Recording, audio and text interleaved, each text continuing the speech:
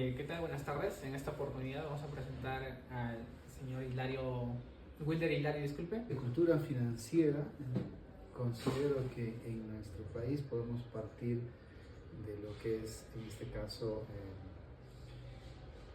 los niveles socioculturales, los niveles de formación educativa que tienen los ciudadanos, y eso implica sus edades, su ámbito laboral, etc. Indudablemente que muchos tenemos serias dificultades, incluso profesionales como el área contable tienen muchos desafíos para enfrentar el tema de cultura, más que cultura financiera sería la administración de sus recursos o bienes que pueden tener. Claro, eso le proporciona mayor abierto. Claro, a mayor conocimiento que puedan tener, se entiende que deben gestionar sus recursos financieros de mejor forma, diversificar, buscar que esto pueda crecer o desarrollarse, ¿no? Claro. La segunda pregunta sería, ¿qué propuesta innovadora implementaría en la sociedad para... Más bien ahí sería hacer un análisis, un estudio descriptivo, exploratorio, con la finalidad de determinar si esos canales están siendo utilizados o no están de acuerdo con el público objetivo. En el caso de ustedes, me parece que más, por ejemplo, en redes como TikTok, X, donde es otro formato, incluso el lenguaje en el que se comunica, ¿no? En cambio, personalmente utilizo más, hasta ahora todavía, por ejemplo, es televisión o radio en su formato convencional y permanentemente en el Facebook, ¿no? Entonces, o el WhatsApp. Entonces, yo creo que habría ahí que hacer un estudio para determinar la población como tal, qué cantidad van y los que están inmersos en lo que es educación financiera en este caso. En función a ello, tendría que establecerse los medios, las formas o cómo llegar a cada uno de estos públicos para generar mayor cultura financiera. Claro, el público objetivo, ¿no? Ya. ¿Qué tan eficiente cree usted que sería esta propuesta que está implementando? ¿A qué propuesta se refiere? La que está diciendo de los métodos del público objetivo, ya que tiene algo tradicional. Claro, por eso digo, ¿quiénes cuentan el recurso o el dinero o bienes que podrían generar mayor riqueza o dinero? Probablemente son las personas adultas, salvo algunos ciudadanos que son menores de edad, que probablemente ya tienen anticipos de herencia o ya tienen herencias y que ellos tienen conocidos que comentan, participan de un curso o de repente como ustedes están llevando un curso de economía, dos, y por ahí despierta el interés de decir, oye, si tengo acá, ¿por qué no genero mis propios recursos? Entonces, en función a ello, creo que estaría orientado este tema. Y existe ahora, ¿no? Lo bueno que el medio de comunicación que ahora la gran mayoría utiliza, que es el Internet, que es el medio o el canal, en sus distintos formatos que existe, fluye mucha información. Entonces, ¿no? Claro, entonces, bajo ese escenario, considero que debería de orientarse, ¿no? Los canales tradicionales de repente no son tanto, pero habría que ver el público objetivo. Exacto, limita ciertas cosas. También, ¿no? Creo que tiene todas sus ventajas y desventajas. En ese escenario es importante hacer ese análisis. Perfecto, muchas gracias. Ya, en la cual sería la cuarta pregunta, ¿cuáles son los principios básicos para una buena gestión de dinero? Considero que es primero identificar tus fuentes o tus ingresos que tienes. ¿Cuánto es o cuánto tienes? Y a partir de ello planificar o ejecutar también tus egresos, ¿no? ¿Por qué se dice en el Perú que hay personas que con un sueldo mínimo viven o subsisten?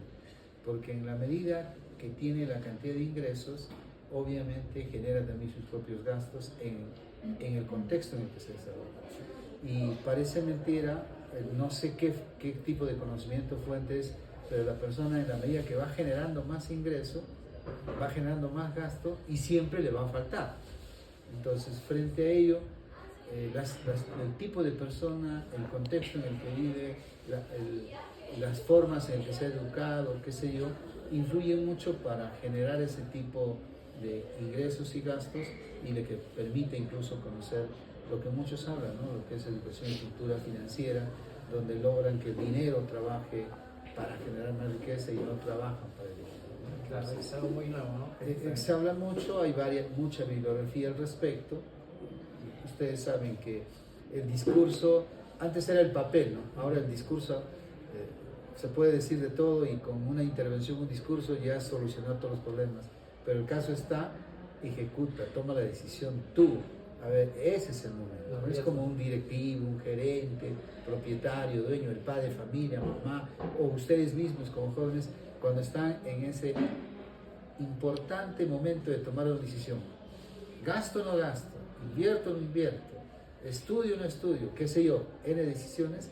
En ese momento es justamente donde se ve todo ese conocimiento que uno habla de solucionar el problema. Te vas a equivocar, importante, ¿no? Porque a partir de ahí ya vas a corregir las siguientes etapas. Exacto. ¿Qué tan eficiente cree que se abarcaría este proyecto de bancarización en la sociedad? Entiendo que la bancarización nace como un proceso, sobre todo tributario, y de ahí tras ello viene un tema económico propiamente. Somos una sociedad, por el tipo de cultura y educación, muy distante de muchos países que sí han avanzado muchísimo, incluso en Sudamérica mismo, comparándonos con países de Sudamérica, nos falta mucho esa cultura de cumplir las normas, el de contribuir o el dar para yo exigir, ¿no? Siempre pensamos solamente en uno, cómo se beneficia y el contexto y el resto que me importa, ¿no? Se ve en muchísimos casos o procesos, más aún todavía en este contexto pues, de la bancarización, ¿no? La gran mayoría de empresas que son dirigidas como personas naturales o personas jurídicas, el empresario tiene en mente cómo yo puedo pagar menos tributos o evadir o eludir, que se conoce ahora, sin que no pueda tener problemas. Ahí viene a veces la gran responsabilidad de los profesionales que estamos vinculados en la parte contable y en la parte legal en ese contexto.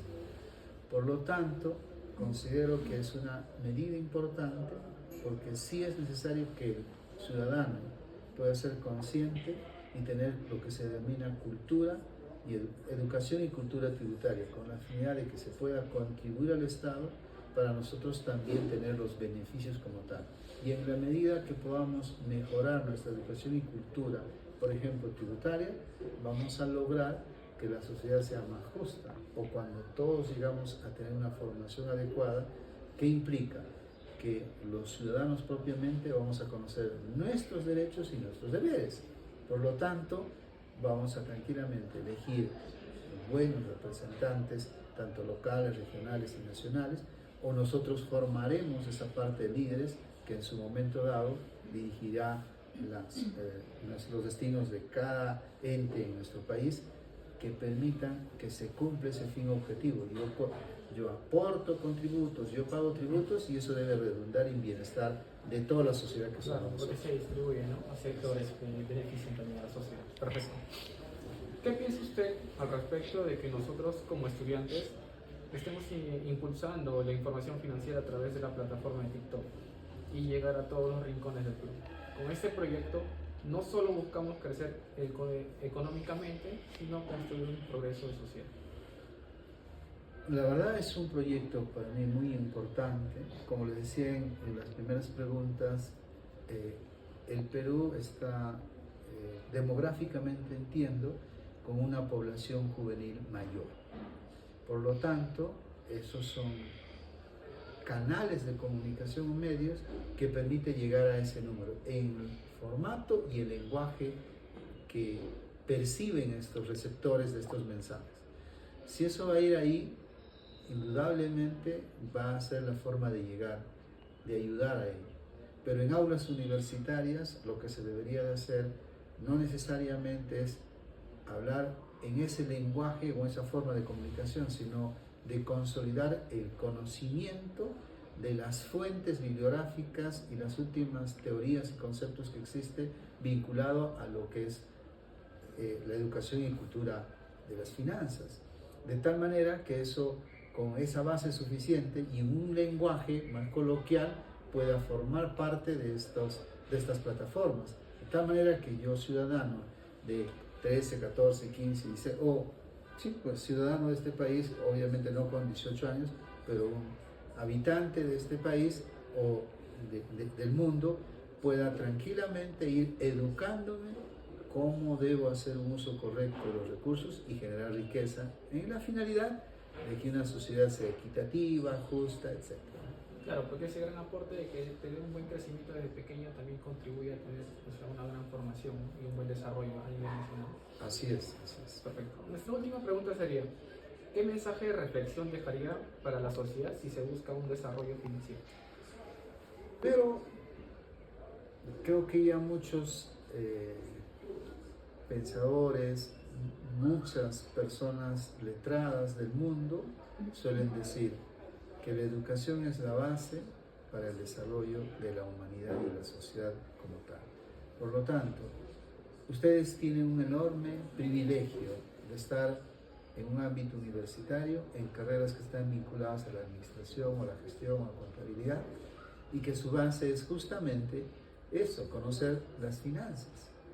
Si tienen ese conocimiento y esa base, sería importante que ustedes hagan el efecto multiplicador, primero en ese contexto de amigos, de familia, de barrio, y eso va a ser una suma que va a influir a nivel sociedad.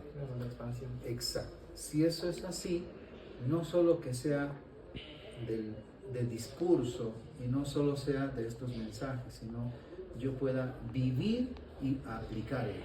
Es decir, con los recursos que ustedes obtienen de distintas formas, propinas, sus traslados de sus pensiones, etcétera, sean correctamente utilizados con la finalidad de que no puedan tener dificultades. Primero, con ustedes mismos, de acuerdo al recurso que les dan sus padres o los tutores, administren eso correctamente, y eso que les va a dar seguridad, que cuando ustedes ya generan sus propios ingresos, van a administrar correctamente.